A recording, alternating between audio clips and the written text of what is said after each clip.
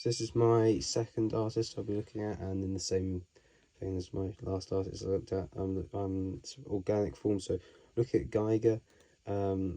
He was just an amazing artist. He also suffered with not great mental health at some points, and he really used that within his art instead of getting down in the dumps and dwelling on it. He just made some beautiful art, and obviously people know him more for the design of the xenomorph that was used in the Alien and Aliens films. He also has his furniture that he made, which is very, very organic. He used lots and lots of free-flowing forms and skeletal elements. He used a lot of one of the things I think is really awesome about what he did is he used a lot of kind of phallic symbols, especially when he originally designed things. But he also uses kind of lots of humanoid things where with pumps and cylindrical sort of shapes. He does a lot in his early drawing when he was younger, when he was just kind of looking at how the human body worked.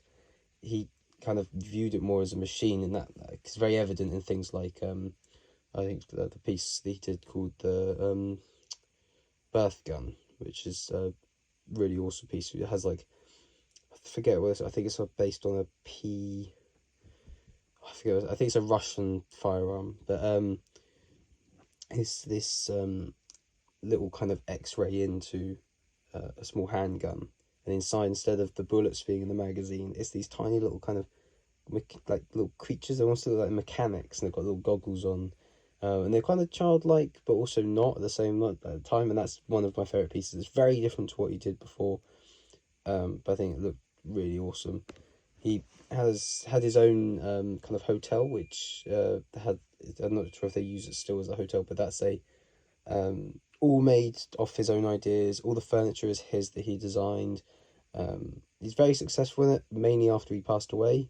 Which is the sad thing is everything went up in price and that, but all of his artwork is really, really beautiful. There isn't anything I've seen him do. So with his sculptures especially, they are fresh. There were no lines on there that he didn't want to be there. Not sure if he was a perfectionist or if he was just already good, straight off the bat. But he had his artwork is also, as I said, very famous from the Alien film. But he also used his skills. He was a fan of one of my favorite bands.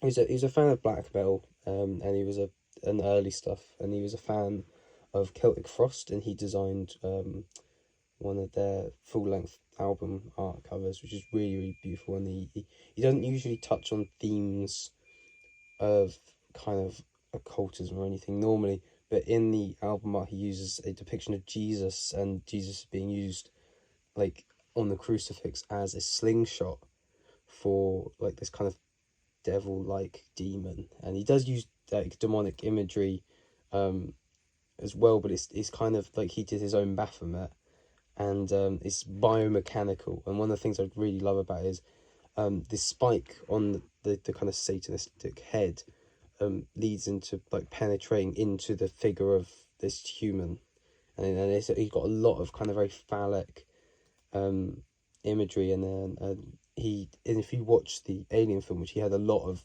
he did the designs for everything, he's so ahead of his time, and the way he really took back audiences when the director and him talked, he used a lot of kind of it sounds, there's a bit taboo, but he used a lot of kind of vaginal imagery of people going into these things that kind of represent the birthing of a human, and obviously that takes people aback, especially in the Western world, because we don't really like to talk about it, even though it's completely natural.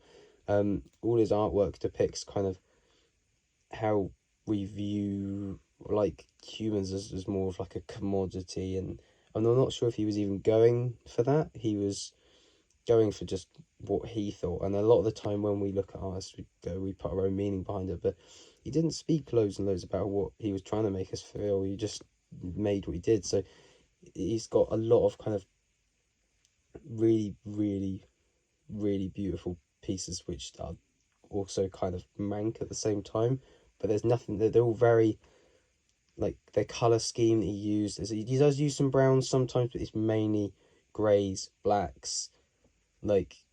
He made some really beautiful pieces. He also has his one of his ex-partners who passed away.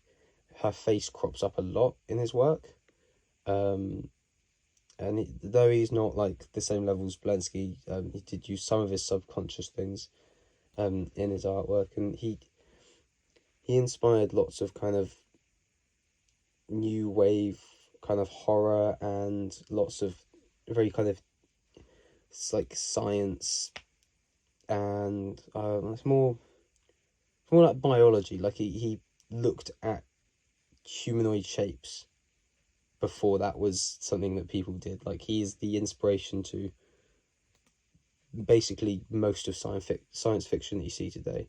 So anything you see on like new Doctor Who, or you see on like new in Star Wars films and things like that, all of that kind of biotechy sort of stuff and all this different stuff you see in video games, all inspired by him. And he made some really, really good art, and obviously it was sad he passed away, but almost that happening brought his artwork out. And I think this links into transition, because all the stuff is transitional, and though he stuck to the same sort of things throughout his life, he was amazing at everything. There wasn't anything that he did wrong. I think this really links back to what we're doing with our transitional themes, and like his artwork was just beautiful. I think if I could try and replicate anything from it, it would be the provocativeness of it, because he really did like provoke thought and feeling.